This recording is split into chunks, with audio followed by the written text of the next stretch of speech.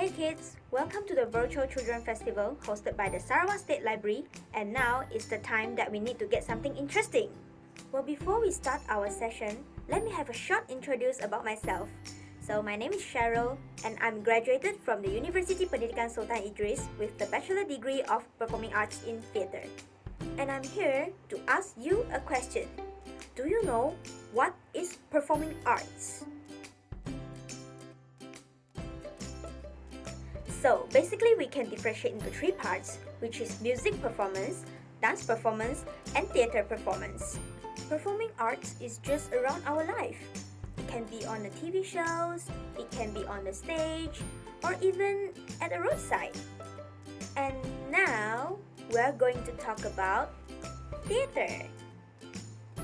Many of you might confuse the difference between drama and theatre.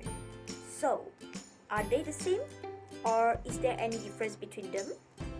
Drama is a type of story acted out before an audience, and commonly we call it as play script. While theatre is an actual on-stage production that you play according to the script or spontaneously.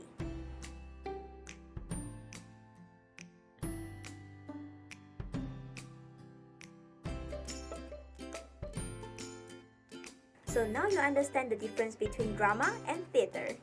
And then next, we're going to talk about the stages.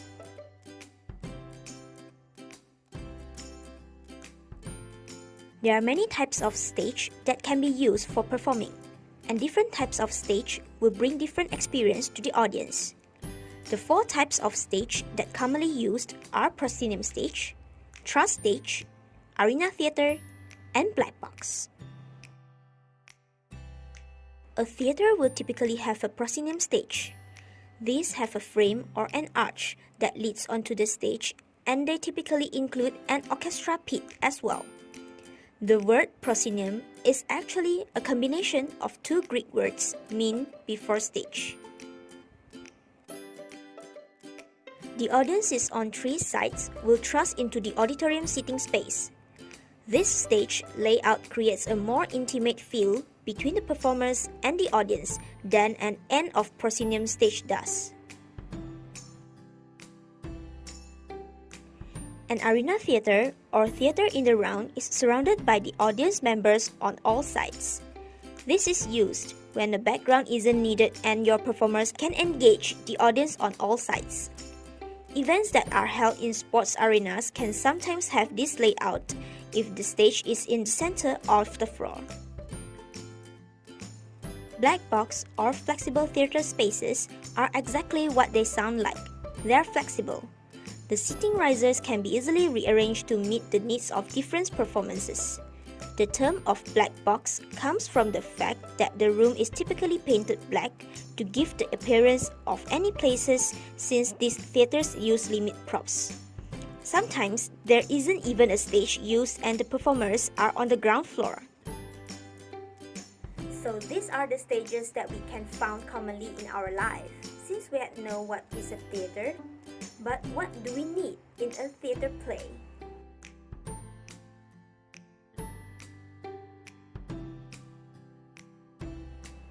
Performer is also known as actor.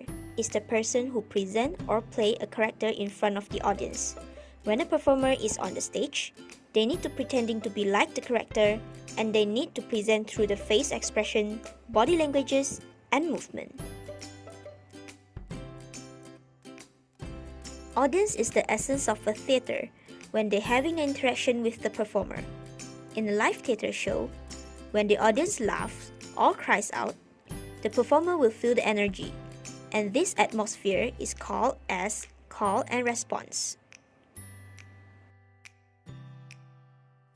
The director makes certain that the performers understand the text and deliver the script excitingly and appropriately. The director also makes sure the blocking, costume designs, set designs, and other aspects of the show blend together to make a production that works together. Another necessary element of theatre is the space in which performers or audience come together. It is essential to have a stage or some equivalent area when actors and actresses can perform. it is also essential to have a place for audience members to sit or stand. For the design aspects, we can divide it into visual and non-visual aspects. Visual aspects would be the costumes, lighting, and some form of scenic background. While for the non-visual aspects, is the sound. And the next session, we're going to introduce the forms of theatre, and we're going to focus on a very interesting topic, which is the puppet theatre. So kids, do prepare and don't miss out for the next session. See you!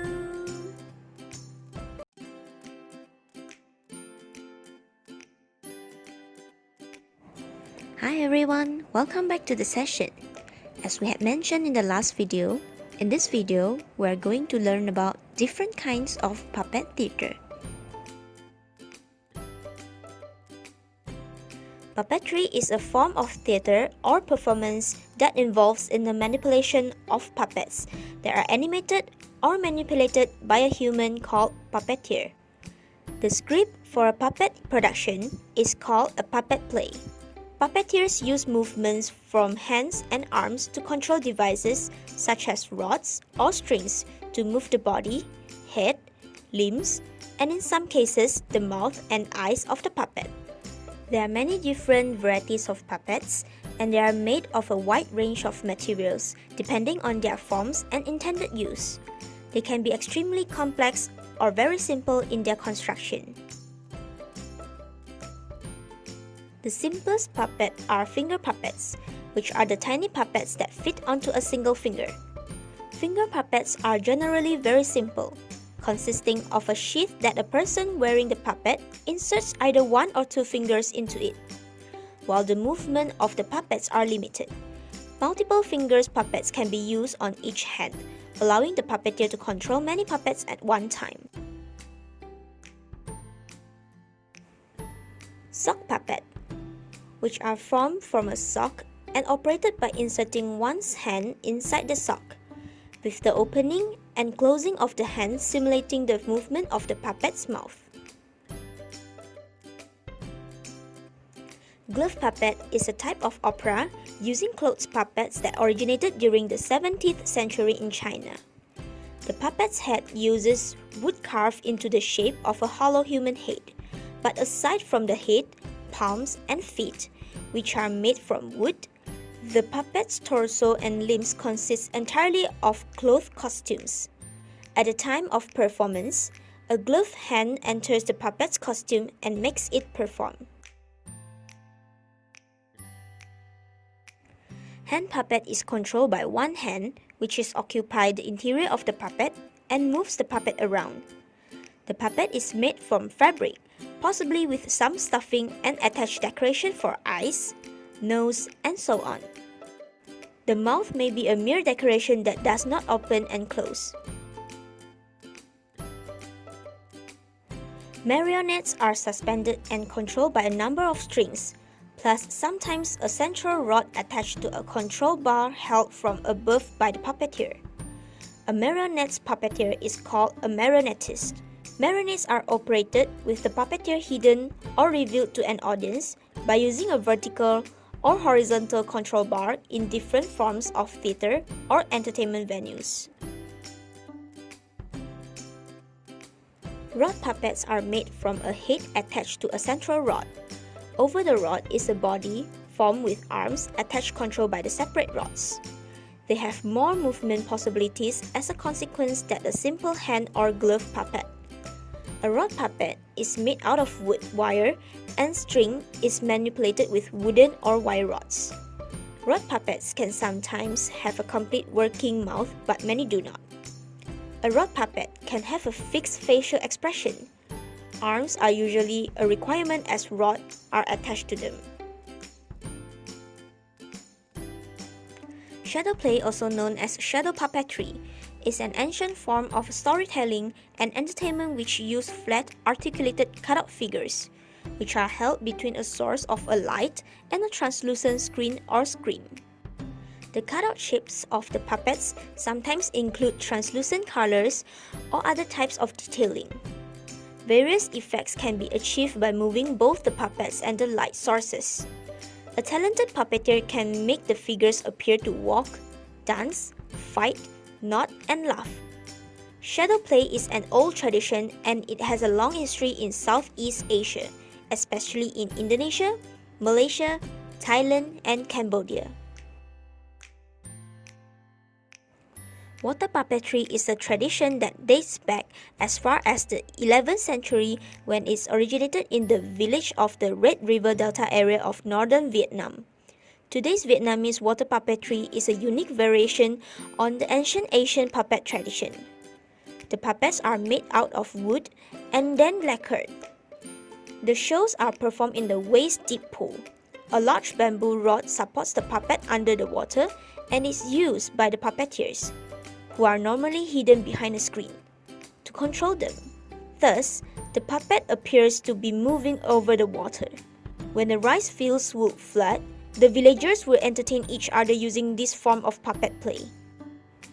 Puppetry is a very ancient form of theatre, which was the first recorded in the 5th century in ancient Greece. Puppetry takes many forms, but it all shares the process of animating performing objects to tell a story.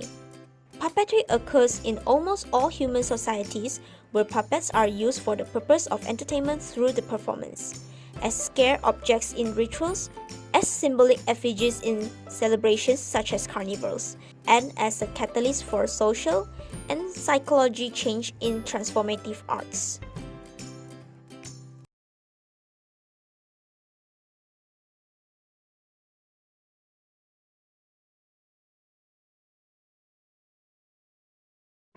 Hi everyone, welcome to the Virtual Children Festival and welcome back to the session.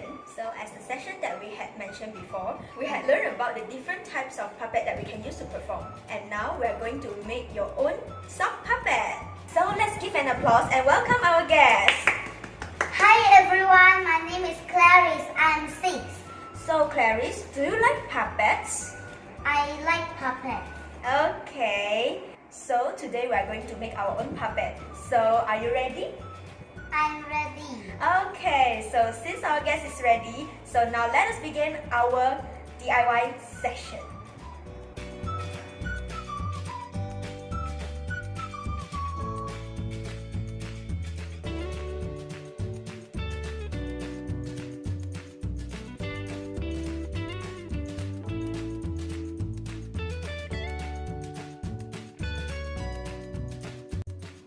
First, we have to cut off the toe end of the sock, which is the end part of the sock.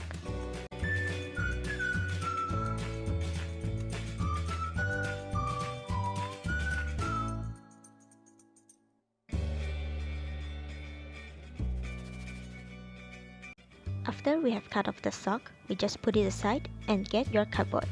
Draw a palm on it and cut it out.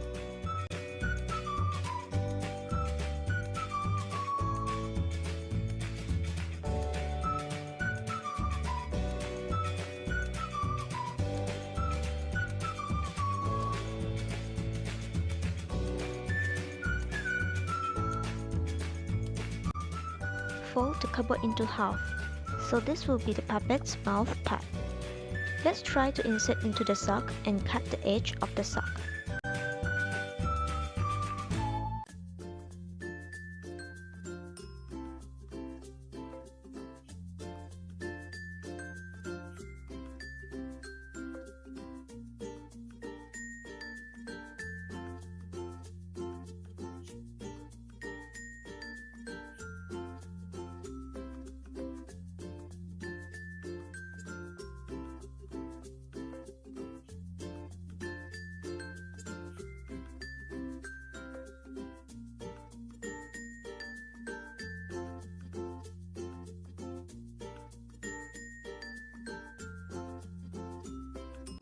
Next, glue the sock and the cardboard together.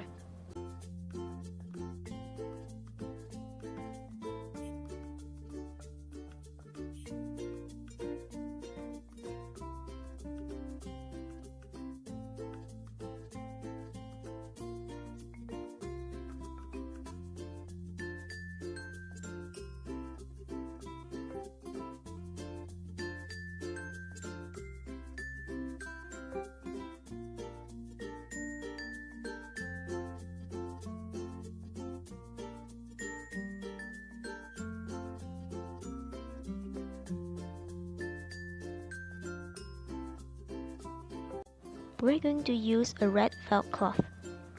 Put your hand on the cloth, trace it out, and cut it out.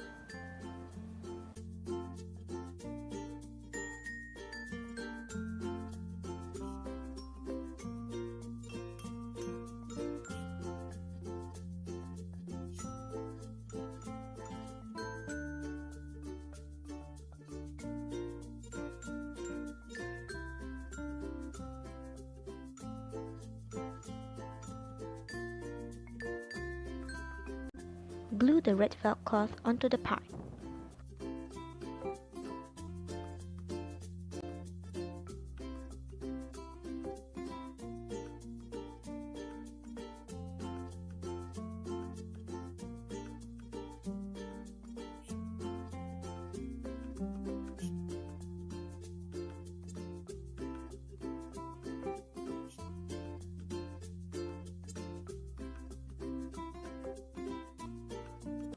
You may also use other colors to decorate your puppet.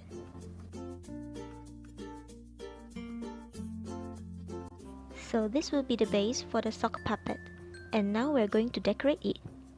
We can make it into animals that you like.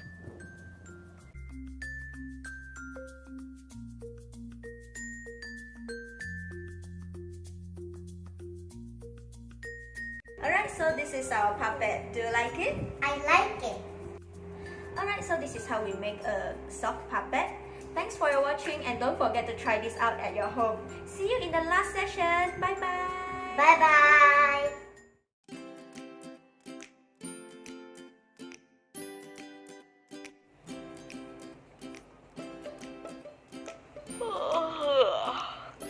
I'm so hungry. I just woke up early from my long winter nap because my stomach is growling. I knew I should have eaten more of those huckleberries before I went to sleep for the winter. Now I'm paying the price and I'm starved. But the ground is all covered with snow. Where is a hungry bear going to find the food?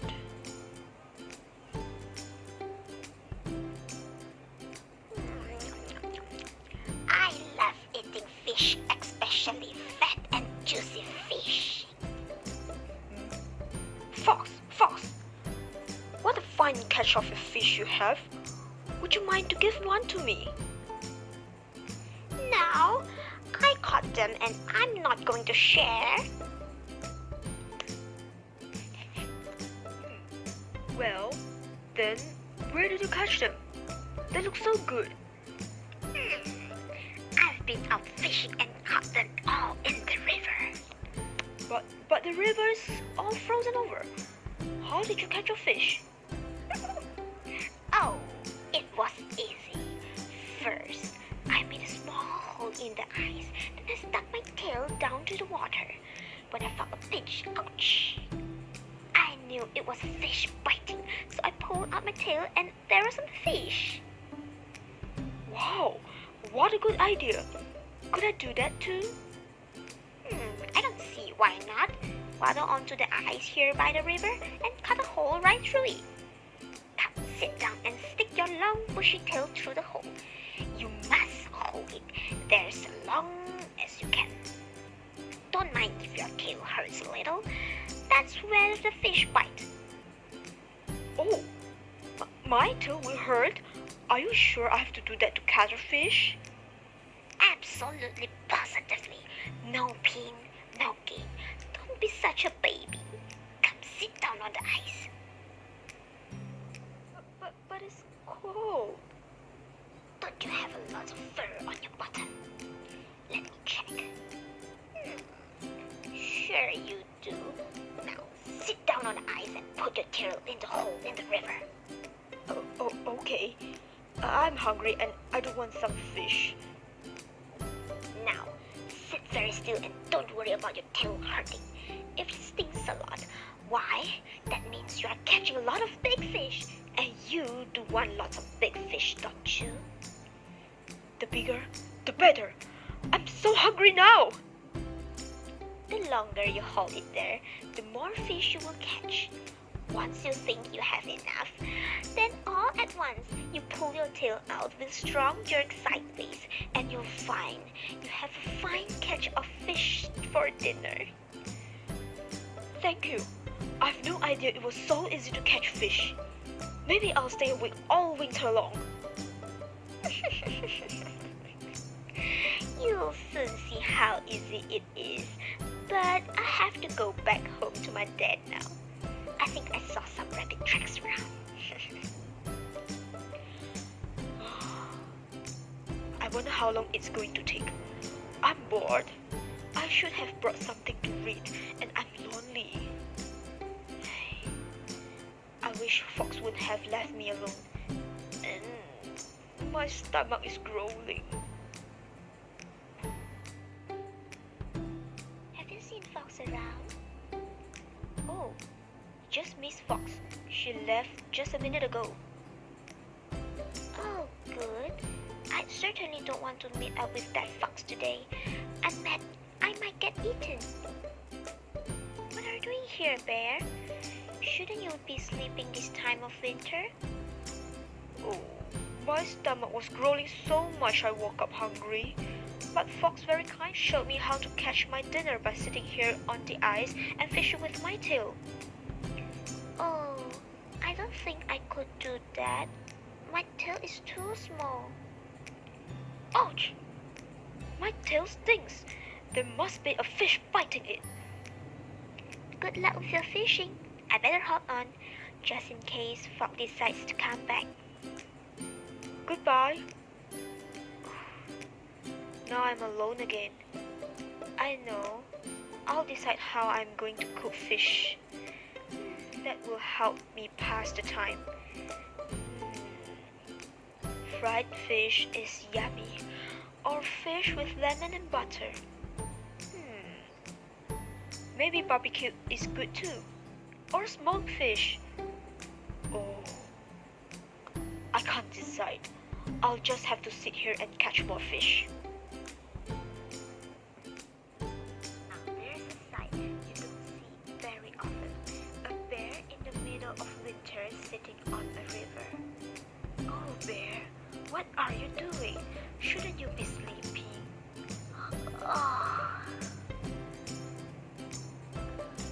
My stomach was growling so much I woke up hungry.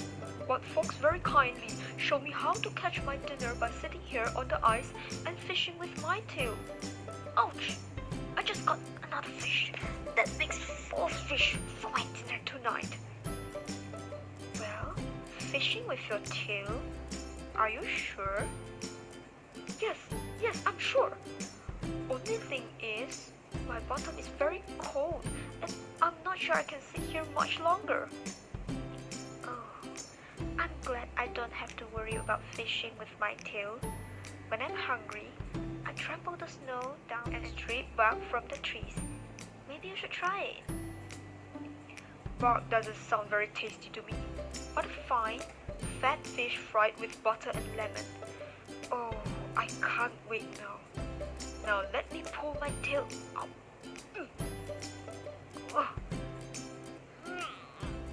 Maybe a little hot, maybe a little harder to pull. Why is it so hard? Booze? I can't seem to get up. Do you have any ideas? Well, you could pull harder. I tried that already. Help me, please. Why, look, the hole is in the ice has frozen over and your tail is stuck fast in the ice. Hang on to my antlers. Oh, no, not my nose. Grab my antlers and we'll pull together. Okay, on the count of 3. 1, 2, 3, pull! Pull! Ouch! My tail hurts so much. Fox tricked me. There's no fish on my tail. It was the ice hurting it. Ouch! One more sharp yank this way. Ready? Set. Pull! Pull! Oh, I'm out of that frozen ice hole. But there, where's your tail? Oh no! My tail's so short I can't see it anymore. I don't have my long luxuriant tail anymore. All I have is a short, stumpy tail. No fish and no tail. I'll never trust fox again. Guess I better go back to sleep with my hungry stomach. I'll wake up next spring. Oh, poor bear. His tail never grew back.